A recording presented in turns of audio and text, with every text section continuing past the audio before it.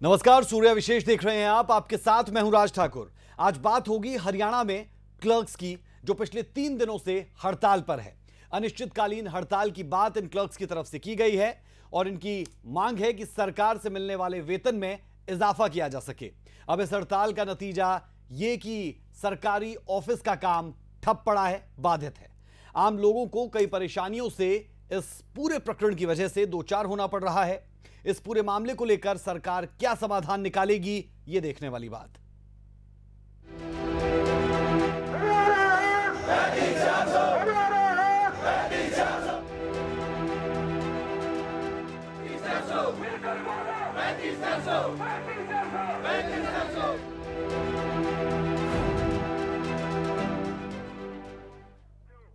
हड़ताल का नतीजा ये कि सरकारी ऑफिस का काम बाधित हो चुका है। आम लोगों को कई परेशानियों से जूझना पड़ रहा है। अब इस पूरे मामले का सरकार क्या समाधान निकालती है, इस पर हर किसी की नजर है। हरियाणा के कई जिलों में अपनी मांगों को लेकर क्लर्क्स लगातार धरना दे रहे हैं। सभी विभागों में काम कर रहे लिपिक वर्ग के कर्मचारी नए पे ग्रेड में बढ़ोतरी को लेकर अनिश्चितकालीन हड़ताल पर है। लिपिक कर्मचारियों का कहना है कि जब तक नया ग्रेड पे उन्हें नहीं मिलेगा, तब तक उनका आंदोलन यूं ही जारी रहेगा। आखिर क्या है क्लर्क एसोसिएशन की दलीलें और मांगे, इसे लेकर चर्चा करेंगे, लेकिन उससे पहले देखिए पूरा मामला क्या है। हमारा हक, हमारा हक, हमारा हक 35,400। देश के हित में करेंगे काम, काम का लेंगे पूरा दाम। ये नारा है clerical association welfare society Haryana का।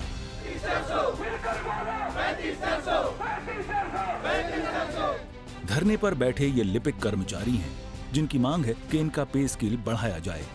ये मांग सिर्फ किसी एक जिले के कर्मचारियों की नहीं है, प्रदेश के 22 जिलों का यही हाल है,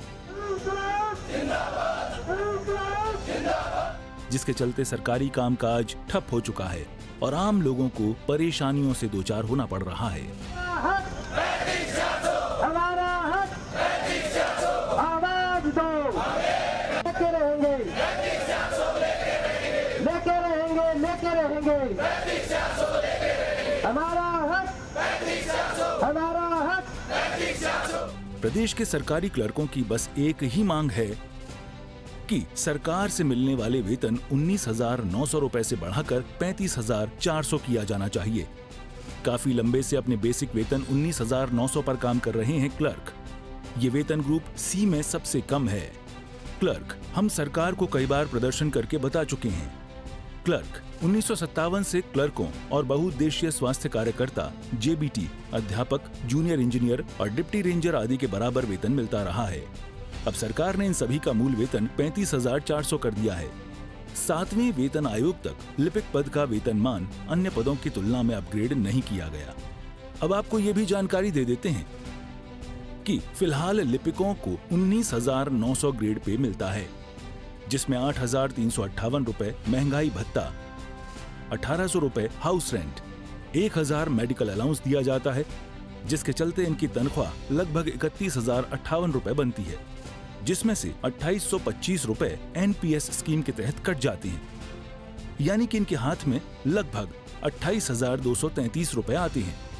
35,400 ग्रेड पे मिलेगा तो हाथ में लगभग 58,000 रुपए प्रति माह तनख्वाह आ जाएगी। हम खुद नहीं अटकाना चाहते, हम तो काम कर रहे थे। सरकार ने हमें मजबूर किया है कि हमें धरना पर बैठना पड़ा है। हमारी मांग है 35,400। सरकार आज दे दे, हम तो खुशी के साथ जाके काम करने के लिए तैयार है। जिस हक के लिए हम बैठे हैं वो हमारा एक है 35,400। हमारा जो बेसिक पे ग्रेड पे वो सरकार से हम हक मांग रहे हैं, वो बी की खरात नहीं मांग रहे।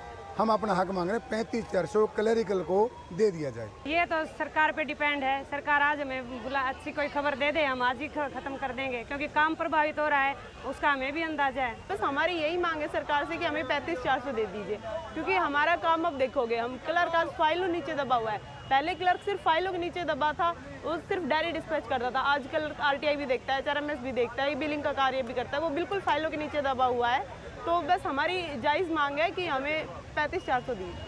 हमारी मांग 35,400 है और वो हमारा हक है, मांग नहीं है।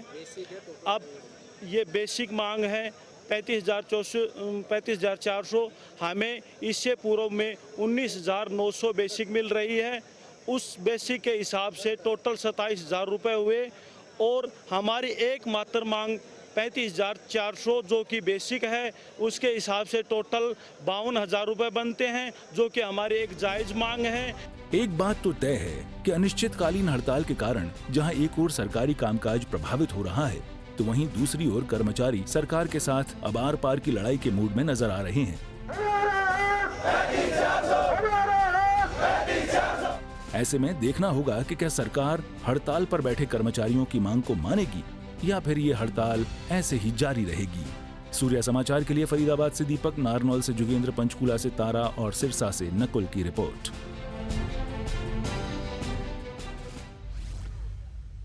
तो तकरीबन हर जिले में हालात कुछ ऐसे ही नजर आए। तीसरा दिन हड़ताल का और क्लर्क्स पूरे तरीके से अपनी मांगों पर बने हुए हैं। हमारे साथ तमाम पॉलिटिकल पार्टीज के मेहमान जुड़ेंगे और साथ ही हमारे साथ इस वक्त मौजूद है विक्रांत तंवर। आप प्रदेशाध्यक्ष है क्लर्क वेलफेयर एसोसिएशन के। सूर्या समाचार पर बहुत बहुत स्वागत विक्रांत आपका। सबसे पहला सवाल मेरा यही कि आपकी जो मांगे हैं वो आप दर्शकों के साथ एक मर्तबा फिर से साझा करें और उसमें थोड़ी सी क्लैरिटी हमें ये दे दें कि इस मौजूदा वक्त में आपकी जो बेसिक पे है उसके साथ साथ पूरी तनख्वाह कितनी है और जो बेसिक पे आप मांग रहे हैं उसके बाद टोटल तनख्वाह कितनी आपकी हो जाएगी। जी, आप सभी का नमस्कार और धन्यवाद, आपने हमारी मांग को उठाया। मैं आपको बताना चाहूंगा जी, वर्तमान में जो हरियाणा के अंदर क्लर्क लगता है उसका बेसिक वेतनमान 19,900 है और हम जो डिमांड कर रहे हैं वो हम किसी राज्य के साथ तुलना करके नहीं कर रहे। वो हम ये कर रहे हैं कि हमारा जो नेचर ऑफ वर्क है, हरियाणा के क्लर्क का नेचर ऑफ वर्क है, उसके अनुसार उसका वेतनमान, मूल वेतनमान 35,400 बनता है, जिसके संबंध में जो तथ्य है वो हमने सरकार के सामने रखे हैं अपने मेमोरेंडम के अंदर कि भाई जितने भी पे कमीशन आते गए 7वें पे कमीशन तक, बाकी पदों के अंदर तो वेतन की बढ़ोतरी होती गई लेकिन क्लर्क की वेतन बढ़ोतरी नहीं होती गई, जिस कारण से आज वो इतना बड़ा लग रहा है कि भाई 35,400 मांग रहे हैं। लेकिन अगर उसकी स्केल टू स्केल भी रिवाइज होता था धीरे, जिस प्रकार बाकी पदों का पे कमीशन में रिवाइज होता था, तो आज वर्तमान में क्लर्क का 35,400 ही वेतनमान बनता है।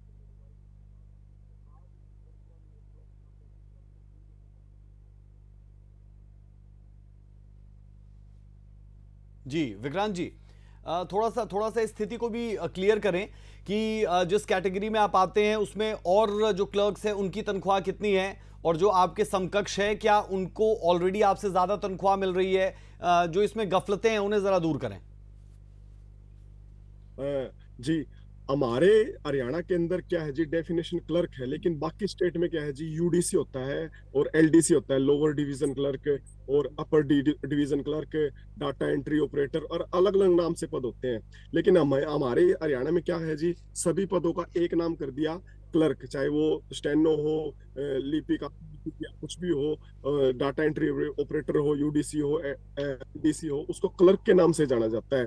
और जो हमारा आपने पूछा कि भाई इनका क्या काम बता रखा है, तो सरकार के दस्तावेजों में तो जी 3 काम बता रखे हैं क्लर्क के। एक तो डायरी डिस्पैच और रिकॉर्ड कीपिंग का, लेकिन समय के साथ साथ हमारी एजुकेशन क्वालिफिकेशन भी इंक्रीज कर दी गई।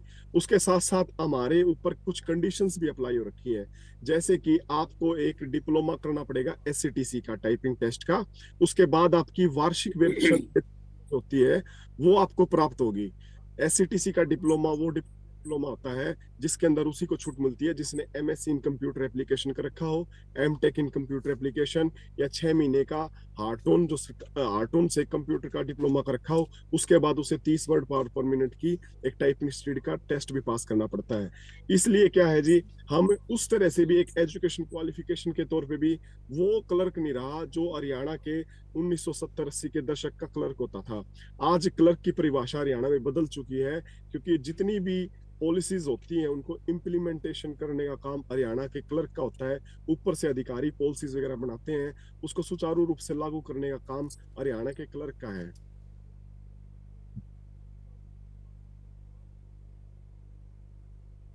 बिल्कुल, तो आप कह रहे हैं कि कुल मिलाकर ऑलराउंडर वाला काम करना पड़ रहा है और बहुत ज़्यादा वैरायटी अब काम में आ चुकी है।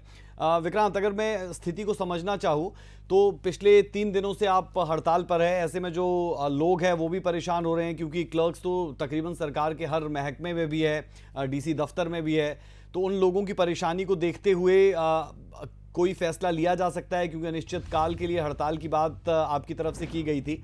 इस पर आप पहले जवाब दे दें। मैं आपको ये भी बताना चाहूंगा जी, क्लर्क भी एक जनता में आता है और हमने इससे पहले ये नहीं है जी कि शुरुआत में ही हमने अनिश्चित हड़ताल कर दी। हम 3 साल से सरकार के दरवाजे पे जा रहे हैं। जो एक संवैधानिक तरीका होता है सर कि भाई आप अपनी मांग को ज्ञापन मांग पत्र के द्वारा सबसे पहले उपायुक्तों को दो, उपायुक्तों के बाद जनप्रतिनिधि जो है हमारे 90 विधानसभाओं के उनको दो, MP MLA को दो, सरकार तक पहुंचाओ, चीफ सेक्रेटरी महोदय को दो। ये सारी चीजें कर चुके। उसके बाद हमने करना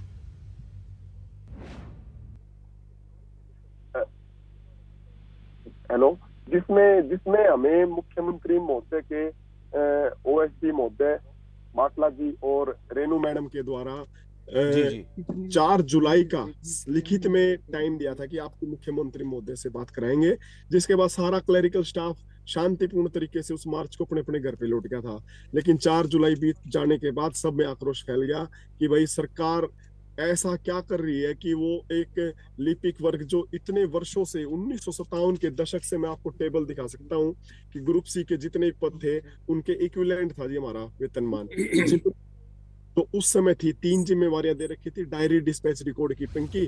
आज वो जिम्मेवारियां। विक्रांत जी, मुझे एक चीज समझाएं कि आप कब से संघर्षरत है, आप कौन से सन से लेकर लगातार संघर्षरत है इस मुहिम में, इस कोशिश में, ये जरूर समझा दीजिए। और हम देखते हैं कि गवर्नमेंट्स बहुत बदलती रहती है, किस तरीके से आपके जो आंदोलन है वो चलते रहे हैं, कब से लेकर ये आपका पूरा प्रोसेस शुरू हो चुका है, ये भी जरूर बता दें। ये संघर्ष जी वर्षों का नहीं दशकों से चला आ रहा है। ये संघर्ष तो काफी लंबा चल रहा है जी, लेकिन सभी विभागों की अलग अलग यूनियन थी। उन यूनियनों को एक सूत्र में बांधकर CAWS का निर्माण किया, जिसमें तथ्यों के आधार पर बात करके CAWS भारतीय मजदूर संघ से संबंधित है। और उसके अंदर हमने क्या है ये चीजें शुरू करी है कि सरकार तक अपनी बात पहुंचाते हैं, क्योंकि लोकतंत्र में यही तरीका है जी अपनी बात उठाने का। तो उसके बाद से हमने अपनी बात पहुंचानी शुरू की है जी। और मैं ये क्या आप पूछ रहे थे कि भाई कब तक चलिए ठीक है, हमारे साथ हमारे तमाम मेहमान भी जुड़े हुए हैं, उनकी तरफ भी रुख करेंगे। हमारे साथ शीशपाल जिंदल जी है, आप प्रवक्ता है बीजेपी के, बहुत बहुत स्वागत है आपका। हमारे साथ मनदीप बिश्नोई है, प्रवक्ता JJP, आपका भी बहुत बहुत स्वागत है। और केवल ढींगरा जो थोड़ी देर में हमारे साथ जुड़ेंगे। तब तक मैं चाहूंगा कि मेरी टीम उन्हें फ़ोन पर कनेक्ट करे अगर वो लाइव नहीं जुड़ पा रहे हैं। मैं बीजेपी की तरफ रुख करना चाह रहा हूं। शीशपाल जिंदल जी, जिंदल साहब, मैं समझना ये चाह रहा हूं कि सरकार क्या कोशिशें कर रही है, क्योंकि 3 दिन की हड़ताल हो चुकी है, तो ऐसे में सरकार कोशिश कर रही होगी कि हड़ताल खत्म हो, इनसे बातचीत की जाए। क्या बातचीत के लिए कोई कदम आगे बढ़ाया गया आपकी तरफ से? इन क्लर्क वेलफेयर एसोसिएशन के साथ बातचीत हो रही है सरकार की? देखिए राज जी, कार्य की समीक्षा के आधार पर वेतनमान में संशोधन करना, ये सुप्रीम कोर्ट भी मानता है, केंद्र सरकार भी मानती है और हरियाणा सरकार भी मानती है। हम सहमत हैं इस बात से। 23 नवंबर 2006 को तत्कालीन सरकार हुड्डा जी ने एक पत्र के माध्यम से एक फॉर्मेलिटी की थी कि इस प्रकार की समीक्षा के आधार पर वेतनमान संशोधित किया जाए, लेकिन वो पत्र इनका फाइलों में दबकर रह गया कांग्रेस सरकार में, और तब से अब तक उस पर चिंतन नहीं हुआ। अब ये हमारे संज्ञान के अंदर, हरियाणा सरकार के अंदर संज्ञान के अंदर ये मामला आया है जी, क्योंकि मोदी जी के केंद्र में आने और हरियाणा में भाजपा सरकार आने के बाद आप देखोगे कि भारतवर्ष के अंदर हमारे देश का नक्शा ही बदल गया। अब हमारा डिजिटल इंडिया की ओर बहुत ज्यादा कदम है इस ओर। तो उसी प्रकार से जो लिपिक वर्ग है उनका भी जो कार्य है, जो हाथ से होता था, वो भी कार्य बदलकर अब कंप्यूटराइज हो चुका। मैं विक्रम जी की बात से पूरी तरह से सहमत हूँ, पर इसमें तकलीफ ये है कि किसी भी सिस्टम को बदलने के लिए कुछ समय लगता है। अभी मेरी आज दिन में ये जो भारतीय मजदूर संघ के साथी हैं, प्रधान है विक्रम जी, इनसे मेरी वार्ता हुई है। तो इन्होंने बताया कि 65 से 70 घंटे तक इनकी हड़ताल हो चुकी है। ये सरकार के प्रतिनिधियों से मिले भी हैं। मैं विक्रम जी आपको भी ये आश्वासन देना चाहता हूं कि सरकार इस पर गंभीरता से चिंतन कर रही है कि इसमें किस प्रकार से क्या संशोधन होना चाहिए।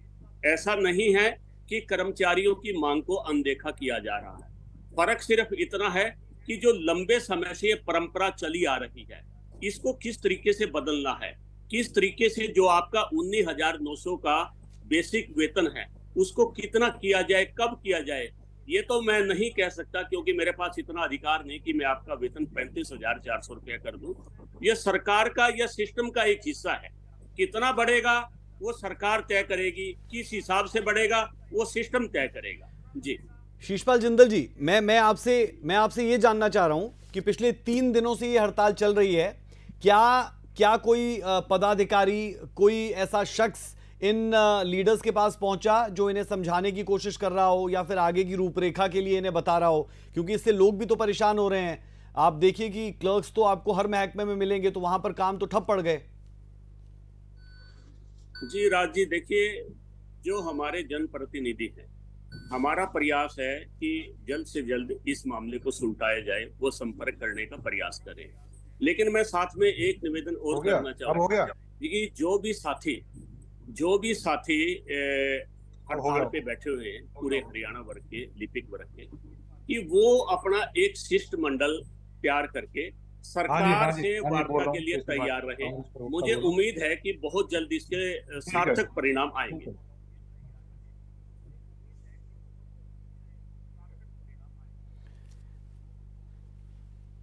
चलिए, मैं विक्रांत तंवर जी की तरफ रुख कर रहा हूं, और मैं विक्रांत जी आपसे भी जानना चाह रहा हूं, क्योंकि जो बीजेपी प्रवक्ता है उन्होंने आपका नाम विक्रम कहा, तो विक्रम है या विक्रांत है, ये भी क्लियर कर दीजिए अपना नाम। और आपके पास क्या कोई इन 3 दिनों में पहुंचे पदाधिकारी या फिर सरकार की तरफ से कोई नुमाइंदा पहुंचा आपकी बात सुनने के लिए? मेरा नाम विक्रांत तंवर है जी, और अभी तक हमारे पास आज तक सरकार की तरफ से कोई भी नुमाइंदा या उनका कोई पदाधिकारी नहीं आया, और ना ही कोई पत्राचार के माध्यम से या किसी भी प्रकार के माध्यम से हमसे संपर्क किया गया।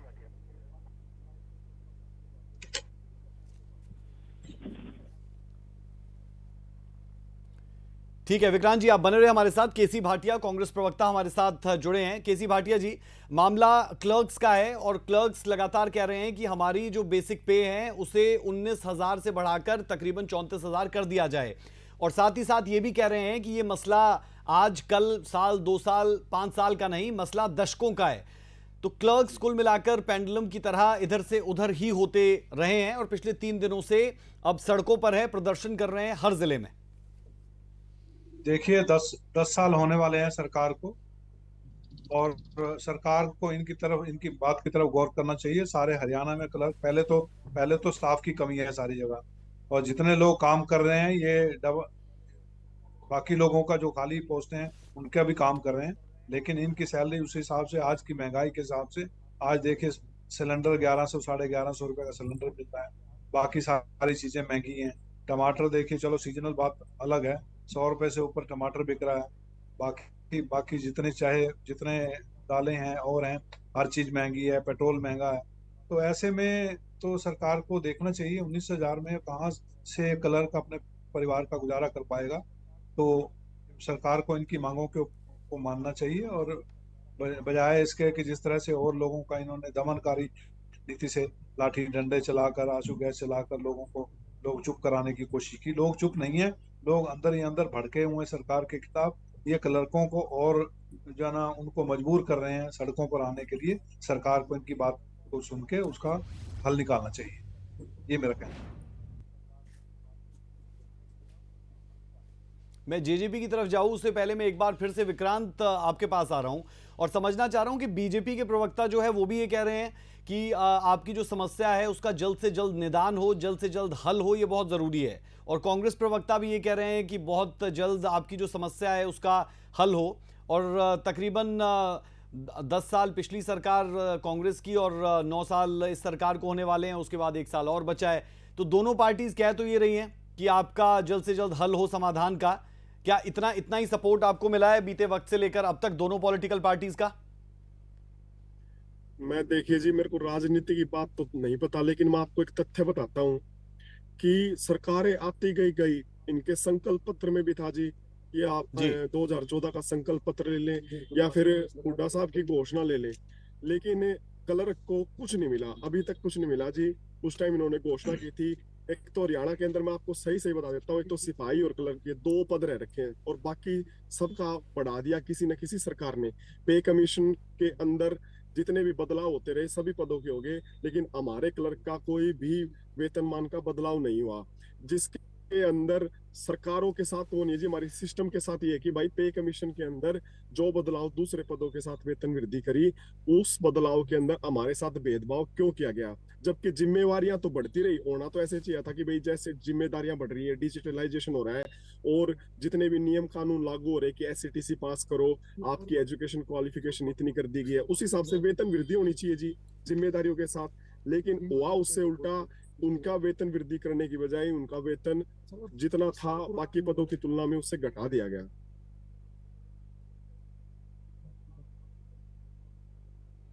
ठीक है विक्रांत जी, मैं आपके पास लौटूंगा और आप हमारे साथ अगले आधे घंटे तक तकरीबन बने रहेंगे, तमाम मेहमान भी बने रहेंगे। एक गुजारिश आपसे है, अगर आप गाड़ी में और गाड़ी आपकी चल रही है तो कहीं पर गाड़ी को रोक लीजिए, वरना आपके सिग्नल्स कटेंगे और ना आप सुन पाएंगे, ना टीवी पर साफ साफ आपकी तस्वीरें आ पाएगी। तो एक जगह पर गाड़ी को रोक लें। मैं जेजेपी प्रवक्ता की तरफ रुख कर रहा हूं, मनदीप बिश्नोई हमारे साथ है। मनदीप जी, इस मसले को कैसे देखते हैं? 3 दिनों से क्लर्क्स भी परेशान हो रहे हैं और क्लर्क्स के परेशान होने के कारण जो लोग अपने काम करवाने के लिए पहुंच रहे हैं, कहीं पर भी आप वो सचिवालय ले लें, आप वो डीसी दफ्तर ले लें, किसी भी जगह का आप जिक्र कर लें, लोग वहां पर परेशान हो रहे हैं जो पहुंच रहे हैं, क्योंकि फाइल्स वहां पर रुक चुकी है।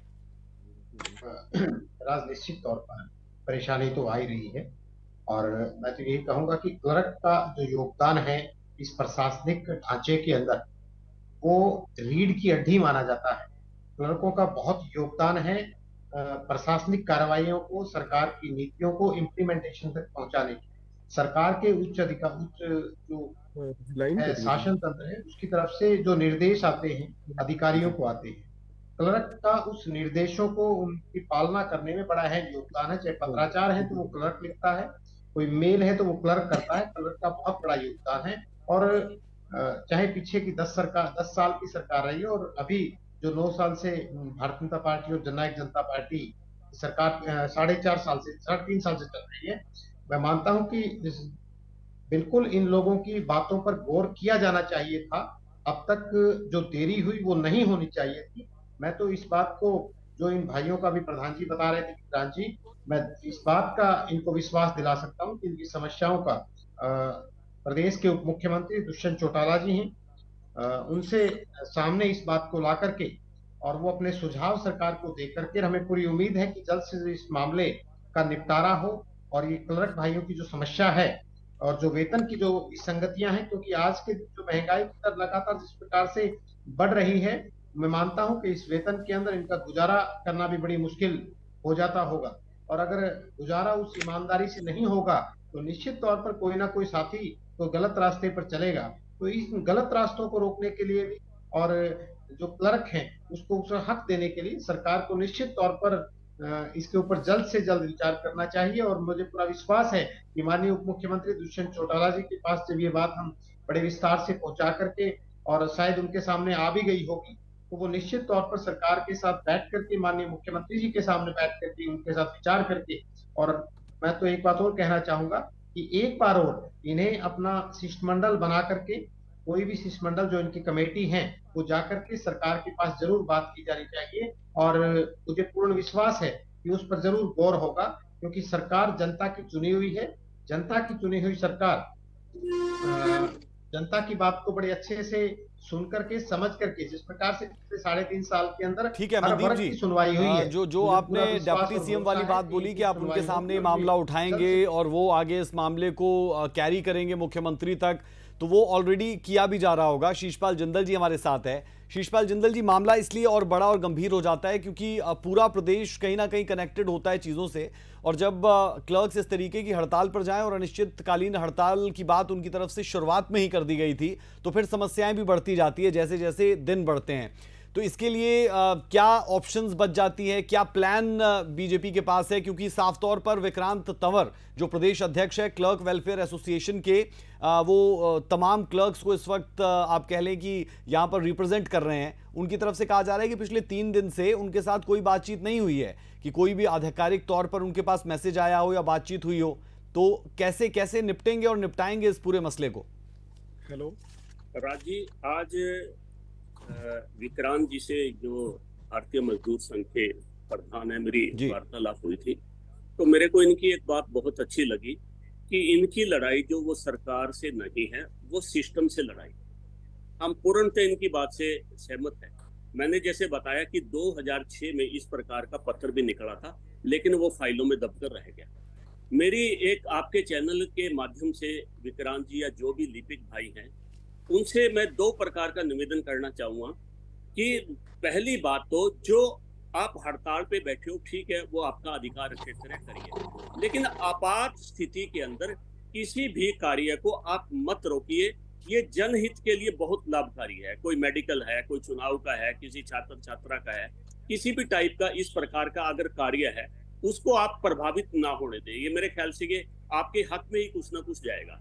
दूसरी बात ये है कि राजनीतिक जो दल हैं वो आपका फायदा उठाना चाहेंगे। किसी भी राजनीतिक दल को आप अपने धरने प्रदर्शन में आने की अनुमति ना दें।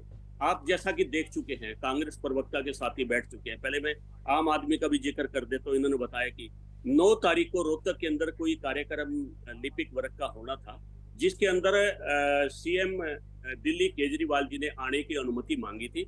मैं समझता हूं इन्होंने उनको अनुमति ना देकर एक बहुत बढ़िया काम किया है, सरकार के समर्थन का काम किया है और देश को जलाने से रोकने का काम किया है। इस प्रकार का जो इनका सुझाव है वो स्वागत योग्य है।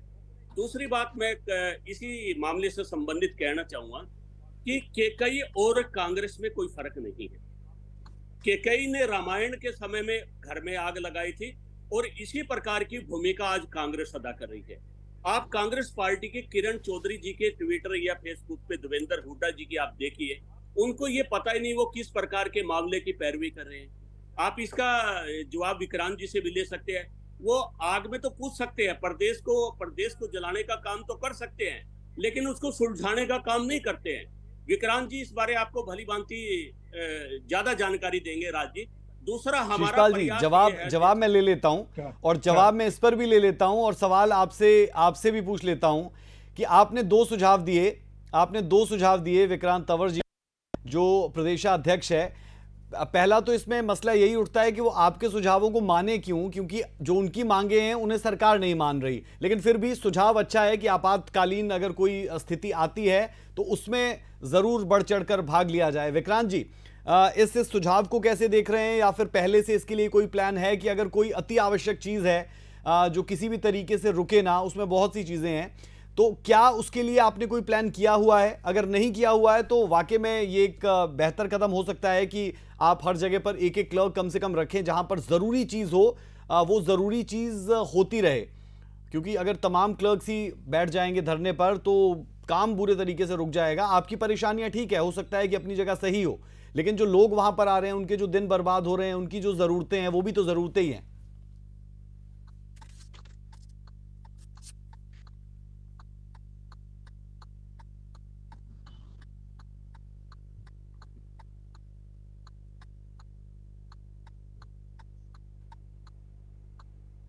विक्रांत जी, सुन पा रहे हैं आप?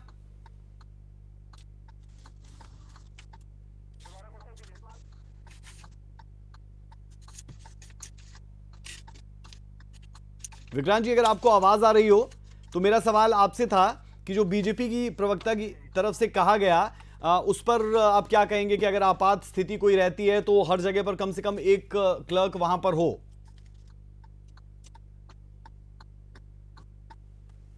हेलो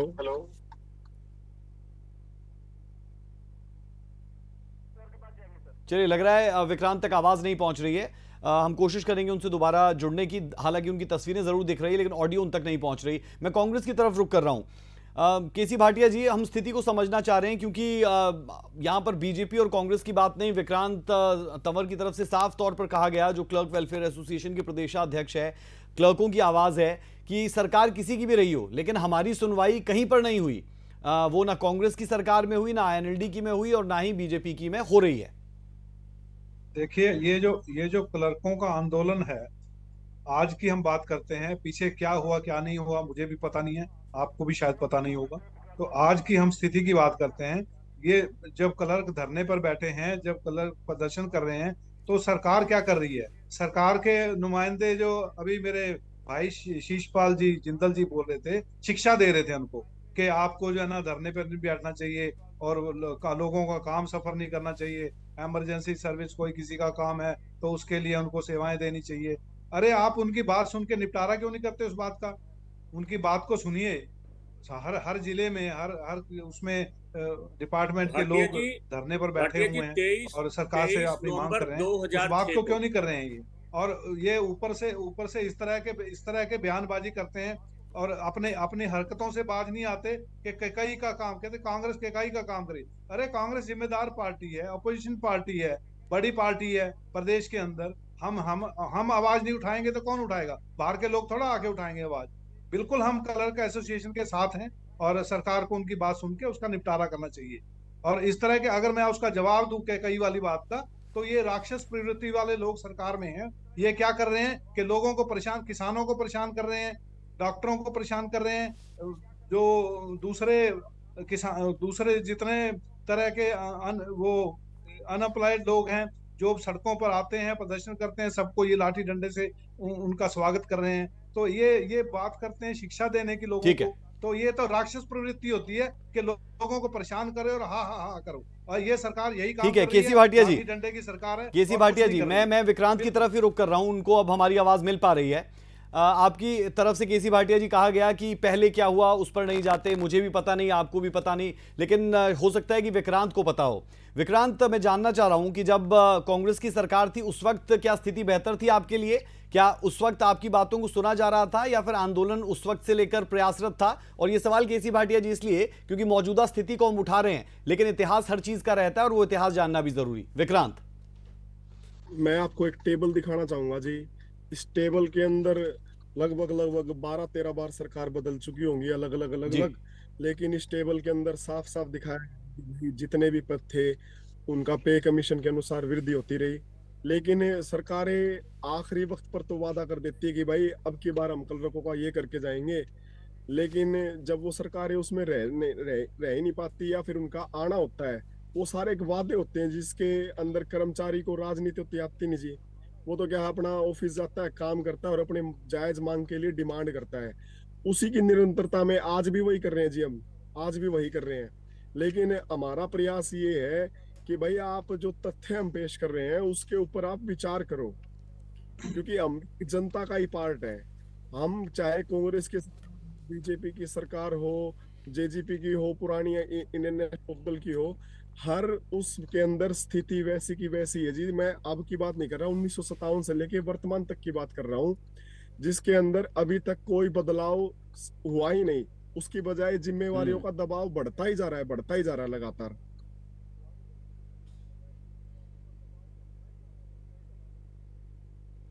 ठीक है विक्रांत, मैं आपसे स्थिति इस वक्त समझना चाह रहा हूं कि तमाम जो क्लर्क्स हैं क्या वो आकर सड़क पर बैठ चुके हैं, इस प्रदर्शन में हिस्सा बन चुके हैं? कितने क्लर्क्स हैं टोटल, अगर मैं हरियाणा की बात करूं, और 22 के 22 जिलों में ये क्लर्क्स बैठे हैं, इनकी संख्या कितनी है उस पर भी जरूर जवाब दें।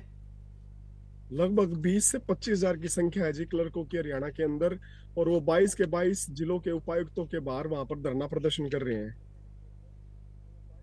और सभी विभागों के एक साथ बाहर आ चुके हैं, यूनिवर्सिटी के हो, चाहे बोर्ड निगम के हो या फिर हेडक्वार्टर के अंदर हो, सभी के सभी बाहर आ चुके हैं जी।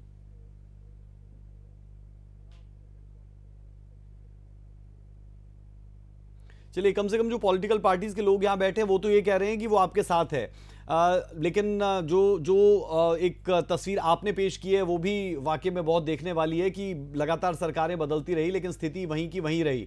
मैं एक चीज़ आपसे समझना भी चाह रहा हूँ, जानना भी चाह रहा हूँ, क्या तमाम क्लर्क्स आपके जो थे वो धरने पर है और कोई भी क्लर्क वहाँ पर नहीं है? अगर कोई इमरजेंसी सिचुएशन होती है, आपातकाल की स्थिति जैसी स्थिति रहती है, तो उसके लिए कम से कम हर जगह पर एक एक क्लर्क को डिप्यूट किया जाए, क्योंकि आप अनिश्चितकाल के लिए इस हड़ताल को कह चुके हैं। तो ऐसे में अगर इस हड़ताल को लंबा चलाना है, आपको लगता नहीं कि लोगों की सुविधा को देखते हुए कम से कम एक दो क्लर्क वहां पर छोड़ दिए जाएं जो जरूरी कामों को निपटाते रहें?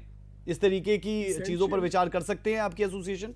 हाँ जी, इसेंशियल सर्विसेज जो होती हैं जी, जिसके अंदर भाई हमें मानवता वगैरह को भी देखना पड़ता है, जैसे मेडिकल इमरजेंसी है और इलेक्शन वाले हैं और जो बच्चों के पेपर होने वाले हैं, उसके अंदर हमने ये 2-3 चीजों का हमने वो कर रखा कि भाई आप कोई दिक्कत नहीं, हम संभाल रहे हैं, आप ये इसेंशियल सर्विस है, इसके अंदर हम हड़ताल नहीं कर रहे। जैसे कि अपनी जो इमरजेंसी की सर्विस जो मैंने आपको बता दी और इलेक्शंस की हैं, उसके अंदर हमने नहीं कर रखी जी। कंप्लीट एक साथ हम उसके अंदर हैं, एकजुट होकर।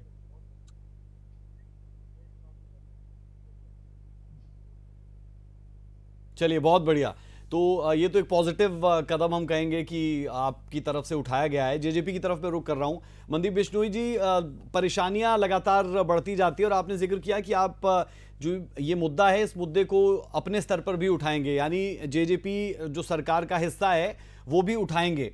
क्या आपके पास कोई इस तरीके के क्लर्क्स पहले भी आए? क्योंकि कल हम गेस्ट टीचर्स की बात कर रहे थे, तो गेस्ट टीचर्स लगातार आते रहे डेप्यूटी सीएम के पास, लेकिन इस गवर्नमेंट में डेप्यूटी सीएम ने उन्हें मिलने का वक्त नहीं दिया। क्या कोई क्लर्क्स आए मिलने के लिए और उन्हें वक्त दिया गया, या आने वाले वक्त में डेप्यूटी सीएम के पास भी वो आ सकते हैं? देखिए राज, एक बात मैं जरूर कहना चाहूंगा कि प्रत्येक जनप्रतिनिधि, चाहे वो सत्ता में है या विपक्ष में है, उसे जनता की समस्या को सुलझाने के लिए सरकार के पास सुझाव भेजने चाहिए। अगर सत्ता में है तो अपने प्रयास करके उसकी समस्या का समाधान करवाया जाना चाहिए। दुष्यंत चौटाला जी प्रदेश के उप मुख्यमंत्री हैं। आज अगर सरकार के किसी भी मंत्री के पास या किसी जनप्रतिनिधि के पास जो सत्ता में है, अगर उसके दरवाजे खुले हुए हैं, तो दुष्यंत चौटाला के मैं दावे के साथ कह सकता हूं कि 24 घंटे उनके दरवाजे खुले हैं हर वर्ग के लिए।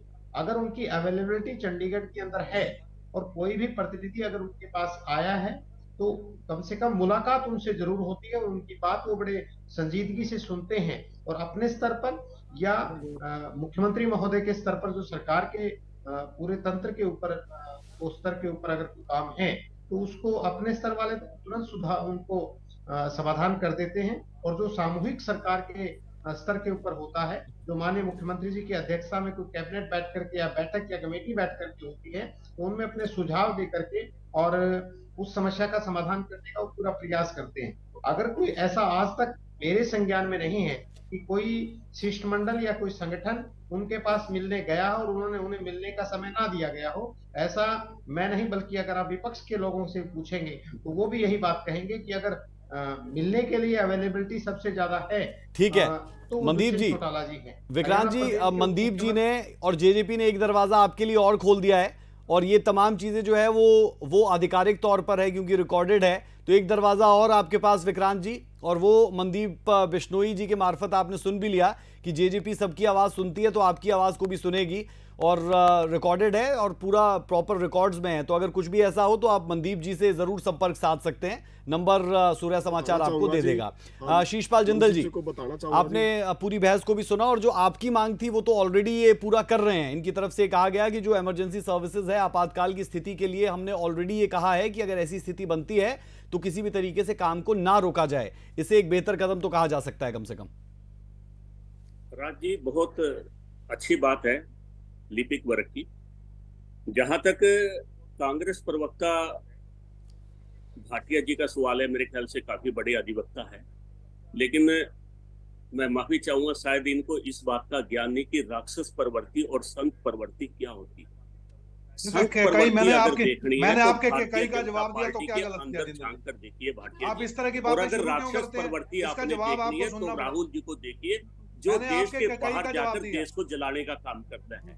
संत प्रवृत्ति ये होती है। शीशपाल जी, पूरे देश, शीशपाल जी, आपने केकई कहा, आपने केकई कहा, तो फिर ऐसी शब्दावली के लिए तो तैयार रहना पड़ेगा। मैं तो राज जी मैं उदाहरण पेश कर रहा हूं, जो तथ्य तो है हम भी उदाहरण पेश कर रहे की हैं बात भैया। करता हूं। हम इनकी तरह हवाई बात नहीं करते। अब ये करते, ये एक बात और बोलते हैं कि सरकार को इसका समाधान करना चाहिए। मैं इनसे पूछना चाहता हूं कि 23 नवंबर 2006 को जो आपके उस समय के मुख्यमंत्री ने लिपिक वर्ग में वेतन का संशोधन का पत्र जारी किया, आपने उस पर क्या काम किया? आपने कोई काम नहीं किया। आप प्रदेश को जलाने का काम करते हैं। यही आपका किसान आंदोलन के समय था। और मैं आपके चैनल के माध्यम से आश्वासन देना चाहता हूं, लिपिक वर्ग का जो मामला है वो भी हम बहुत जल्द सुलटा लेंगे। आप जितना प्रयास है उतना कीजिए भाटिया जी, हमें कोई फर्क नहीं पड़ता इस बात से। देखिए, हम अपनी ड्यूटी कर रहे हैं, हमें समझाने की जरूरत नहीं है। ठीक है, मैं केसी भाटिया जी के पास ही जा रहा हूं, क्योंकि सीधे आरोप कुछ कांग्रेस पर लगाए हैं। उस पर काउंटर तो बनता है। केसी भाटिया जी मैं चाह रहा हूं कि इस पर आप काउंटर भी दें। और जो 2006 की वो बात कर रहे हैं कि लिपिक वर्ग के लिए अगर तनख्वाह रोकने का काम किसी ने किया और बराबर तनख्वाह आज नहीं है, तो वो कांग्रेस की वजह से है। सीधा आरोप है ये। देखिए, पे कमीशन हर 10 साल के बाद तो आता अभी है। सत्ता में 2006 में, एक बात 16 में, अब 26 में आने वाला है। तो 6 में अगर कोई पे कमीशन की बात पर कोई शीशपाल जिंदल जी, फिर मैं आता हूं ना आपके पास, फिर मैं आता हूं। केसी भाटिया जी अपना जवाब पूरा कर लें, फिर मैं शीशपाल जी आपके पास आऊंगा। सुन लेते हैं। आप 9.5 साल पीछे सरकार रही कांग्रेस की, चौधरी भूपिंदर सिंह हुड्डा चीफ मिनिस्टर थे। उनके सामने कब जिस तरह से लोग अब ये मांग कर रहे हैं, लिपिक एसोसिएशन वाले, इन्होंने 9.5 साल में, मुझे याद नहीं है कब इन्होंने जाके मुख्यमंत्री जी से बात की कि हमारी ये मांग है, उनको सुना जाए। अब अगर इनकी डिमांड उठी है, सरकार उनकी बात नहीं सुन रही है, बजाय उनको भाषण दे रहे हैं, शिक्षा दे रहे हैं, आपको ये नहीं करना चाहिए, वो नहीं करना चाहिए, सड़कों पर नहीं आना चाहिए, धरना नहीं देना चाहिए, तो आप इनकी बात क्यों नहीं सुन लेते? अभी जेजेपी के मेरे भाई मनदीप बिश्नोई जी बोल रहे थे कि हमारे अपने नेताजी के उप मुख्यमंत्री के दरवाजे हमेशा खुले हैं। उनके दरवाजे खुले तो हैं, लेकिन जो भी कोई अपनी कठिनाई का जाके समस्या लेकर जाता है, उसको भी बोलता है मैं मुख्यमंत्री से बात करूंगा। आज तक तो किसी मसले पे बात करने का कोई हल निकला नहीं। अभी भी यही बात कर रहे हैं, तो हमारे पास कोई आया नहीं। कोई आएगा तो हम उसकी बात सुनेंगे। पंचायती राज व्यवस्था है, उसमें 50% की हिस्सेदारी ध्यान नहीं आ रही। आज सबसे ज्यादा रेवेन्यू अगर कलेक्ट हो रहा है, हरियाणा प्रदेश वो कलेक्ट कर रहा है। 5500 रुपए की 5500 रुपए पेंशन की आप अपनी बारी में कह लेना मनदीप जी, बिश्नोई साहब अपनी बारी में कह लेना, ऐसे नहीं बोलना चाहिए बीच में। यही है कि आज आपके नेताओं को सपने में भी मनदीप जी बस 30 सेकंड, मनदीप जी बस 30 सेकंड, केसी भाटिया जी पूरा कर लें, फिर मैं आ रहा हूं आप दोनों के पास। जी देखिए, मेरा ये कहना है कि बिल्कुल क्लर्क एसोसिएशन के साथ हम खड़े हैं। इनकी मांगों को सरकार को बिल्कुल गंभीरता से लेना चाहिए। इनकी बात सुने।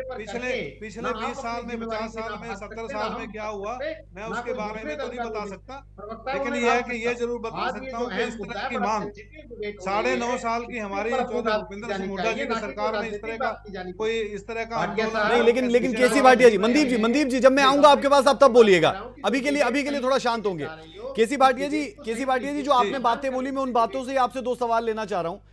एक बात तो ये कि ये मुमकिन तो नहीं कि 9 सालों में जो क्लर्क्स है हुड्डा सरकार में वो आए ना हो अपनी बात रखने के लिए, क्योंकि विक्रांत तंवर हमारे साथ है और वो लगातार कह रहे हैं कि हम तो हर साल इस तरीके के विरोध और प्रदर्शन पर जाते रहे हैं। तो मुझे लगता है कि ये तो फैक्ट चेक की बात है और विक्रांत खुद कह चुके हैं कि हर सरकार में हमारा बंटाधार ही हुआ, काम कहीं पर नहीं हुआ। तो एक बात तो ये हमें समझनी पड़ेगी। और आप कह रहे हैं कि मौजूदा स्थिति की हम बात करें, हम मौजूदा स्थिति की बात कर रहे हैं, लेकिन उसके लिए हमें इतिहास के पन्नों को भी खंगालना पड़ेगा कि कब से लेकर इनका काम नहीं हो रहा है।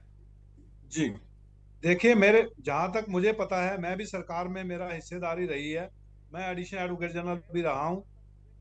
मुझे ऐसा याद नहीं है कि भाई ये जिस तरह से आज संघर्ष कर रहे हैं जी क्लर्क एसोसिएशन वाला, कभी 9.5 साल के सरकार में कभी चौधरी भूपिंदर सिंह हुड्डा जी को किसी शिष्टमंडल ने किसी ने जाके इस तरह की मांग की और उसकी मांग को उन्होंने ठुकराया हो, ऐसा हमारे जो नेता हैं चौधरी भूपिंदर सिंह हुड्डा जी हैं, बड़ी जिम्मेदारी से बात कर रहे हैं। विक्रांत के पास ही एक बार जाता हूं, क्योंकि आप ये बात 2 बार कह चुके हैं, ये बात आप 2 बार कह चुके हैं कि आपको याद नहीं है। अगर ऐसा कुछ होगा तो विक्रांत याद करवा देंगे। विक्रांत, मैं जानना चाह रहा हूं कि जब हुड्डा सरकार थी 9.5 साल तक वो सरकार चली थी, क्योंकि बीजेपी में तो आपका काम नहीं हुआ है, ये हम देख रहे हैं, लेकिन क्या कांग्रेस में आप लोगों की तरफ से कोई शिष्टमंडल गया था, कोई मुलाकात हुई थी, या फिर आप इस तरीके से किसी आंदोलन की राह पर चले थे उन 9.5 साल में?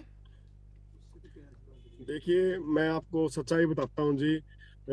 बीजेपी के तो जी घोषणा पत्र में और हुड्डा साहब के जब वित्त मंत्री चड्ढा साहब जी की कोठी होती थी, वहां पर भी 400 कुछ दिन का धरना चला था अलग अलग संगठनों का, और उसके अलावा बहुत सारे वहां पर हमने और प्रदर्शन भी किए थे, लेकिन हमें कोई भी मतलब ठोस वो चीज नहीं मिली आज तक, जिसकी परिस्थिति आज सभी को पता है।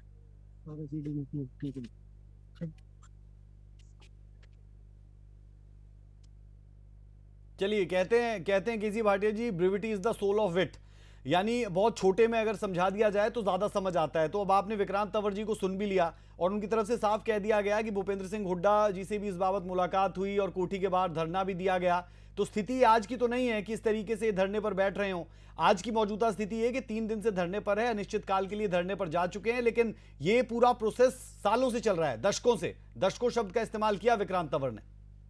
जी देखिए, मेरा ये कहना है कि ये बीजेपी की सरकार अब जाने वाली है, कांग्रेस की तरफ लोग देख रहे हैं, हरियाणा की जनता कांग्रेस की तरफ देख रही है। मैं विक्रांत जी को बिल्कुल विश्वास दिलाना चाहता हूं, मैं इनके साथ रहूंगा। अगर कोई ये सरकार अगर इनकी बात नहीं सुनती, बिल्कुल आपकी बात, कांग्रेस की सरकार बनती है, कांग्रेस की सरकार में आपकी बात सुनी जाएगी और आपकी समस्या का हल किया जाएगा।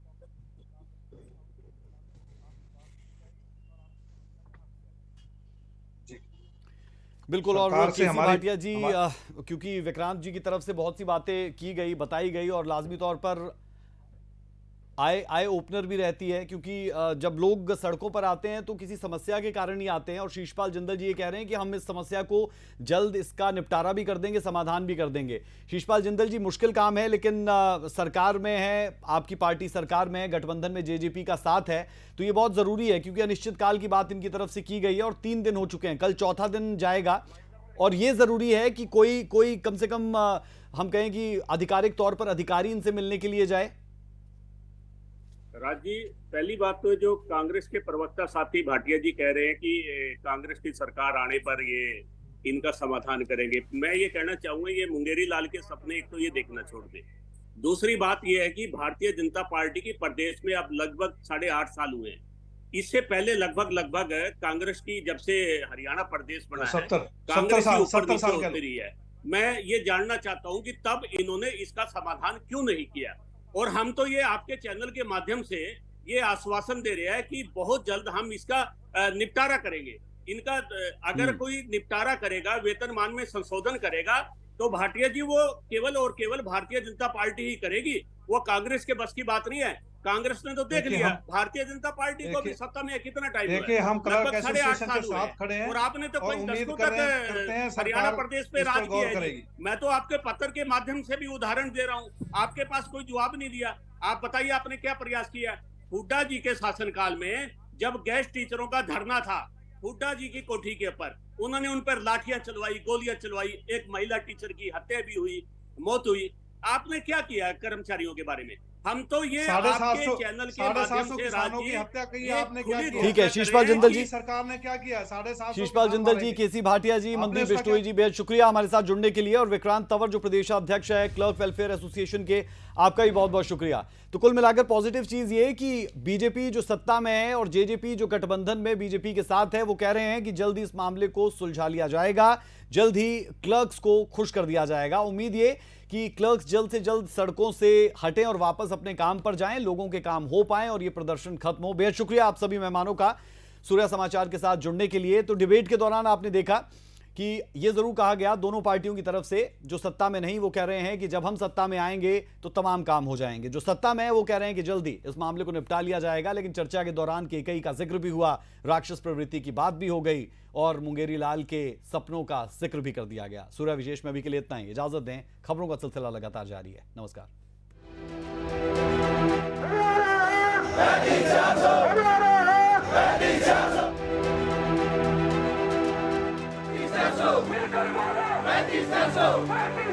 Vem,